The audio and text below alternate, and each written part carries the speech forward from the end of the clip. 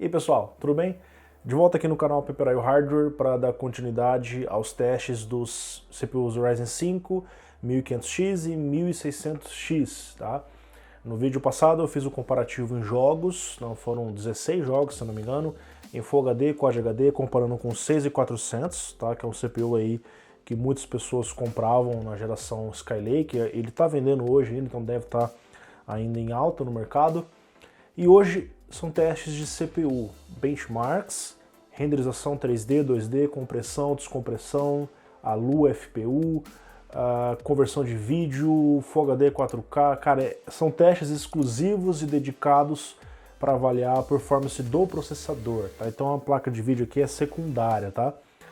E hoje eu vou comparar também com o 6700K, 5820K e o Ryzen 1800X.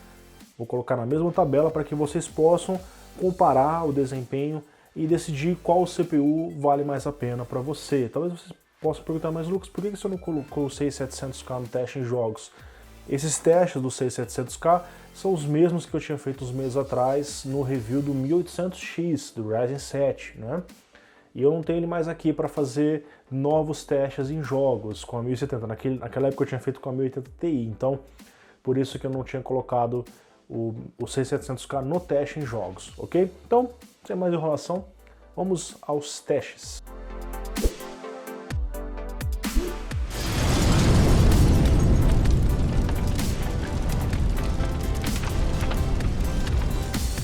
Na descrição você confere as informações das bancadas, como o kit de RAM utilizado, versão de BIOS, sistema operacional, enfim. Então, um resumo dos resultados, galera. Ryzen 5 1500X perde na maioria dos resultados para o quad-core com Hyper-Thread da Intel, que no caso é o 6700K, mas o Ryzen é bem mais barato. Por sua vez, ele é superior ao i5 6400 em quase todos os testes, com exceção do teste de ALU e FPU, que vocês vão conferir, e o teste de latência no AIDA 64, que por sinal ainda é maior nos CPUs Ryzen. O 6700K perde em vários cenários para o R7 1600X, que também é mais barato. Ele está custando hoje aproximadamente R$ 1.050 contra R$ 1.300, R$ 1.400 do 6700K. Por sua vez, o 6-Core da Intel 5820K vence em todos os cenários o 6-Core da AMD, o Ryzen R5 1600X, alguns com mais folga, outros com pouca folga, provavelmente por conta do clock, né? Então essa folga diminuiria se o Ryzen conseguisse rodar, por exemplo, a 4.4, 4.5 GHz, ok? Porém, o 5820K ou o 6800K, que seria o substituto, custa quase o dobro do 1600X. Então nós temos aqui uma diferença de performance, porém ele é bem mais caro. A plataforma também é mais cara. Bom, pessoal, então o meu veredito final dos testes de CPU e considerando também os resultados que foram mostrados nos testes de placa de vídeo em jogos, né? 1600X é uma ótima opção para quem quer trabalhar e jogar.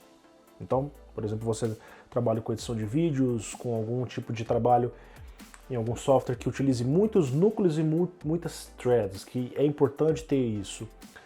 Nessa faixa de preço dele, você pode comprar um i5 7600K, que é um quad-core, dá para fazer overclock normal, ou comprar ele, que tem o triplo de threads, né? 6 núcleos, 12 threads. E vocês viram nos testes que ele venceu o i5, por mais que o i5 com overclock dá uma aproximada, não chega ainda no desempenho de um CPU de 12 threads, tá? Então, o custo-benefício dele bem legal.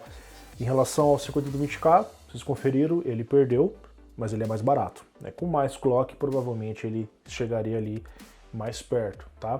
Fora que o custo da própria plataforma é mais cara, né? O X99 por si só é caro, tá? Você não tem placa-mãe X99 de 400 pila, como você tem uma B350 para o Ryzen que já consegue extrair todo o potencial. Esse é um diferencial legal na plataforma Ryzen, na plataforma M4, porque você pode começar com uma placa-mãe mais barata e um CPU, por exemplo, um R3 futuro, um R5, agora eu quero usar um R7. Troca só o CPU. Na linha Intel você está usando um i3, um i5, quero usar um CPU Extreme. Você tem que vender placa-mãe e comprar uma X99, cara. O custo para upgrade na Intel, nesse caso assim, é bem maior. E comparando com o 6700K, né, vocês viram que em alguns cenários ele conseguiu ganhar do Ryzen, mas em vários outros ele perdeu. Mesmo estando com o overclock ali maior, afinal é um quad-core com hyperthread, né, não supera um 6-core, certo? Descendo um pouco, pessoal, o Ryzen 5500X, que é esse que vocês estão vendo aqui, né? Ele foi superior ao i5 em todos os cenários, quase todos, né? A não ser alguns ali. E o interessante dele é que ele está custando mais ou menos na mesma faixa de preço, R$800, cara.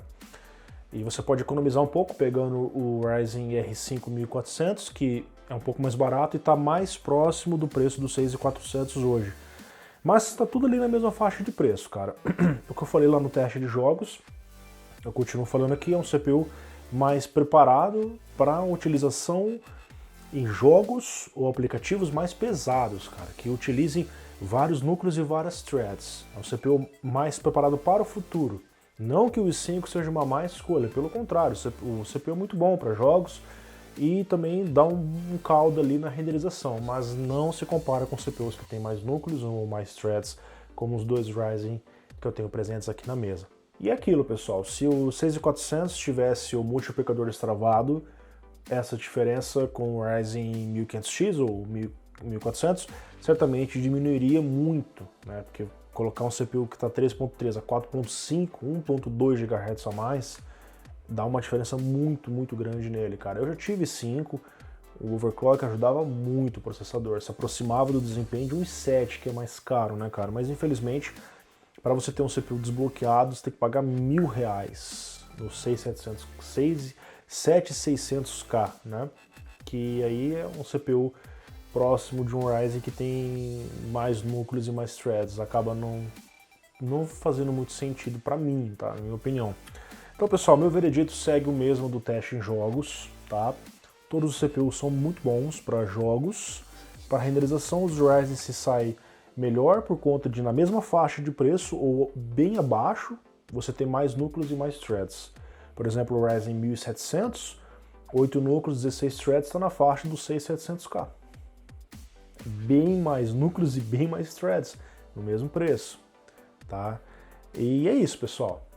A concorrência é muito boa, ajuda muito o nosso mercado, tá? Eu fico feliz que a AMD trouxe bons CPUs para o mercado, tanto para quem vai utilizar para trabalho, quanto para quem vai utilizar para jogos. Aí os CPUs que podem ser usados para todas as coisas também.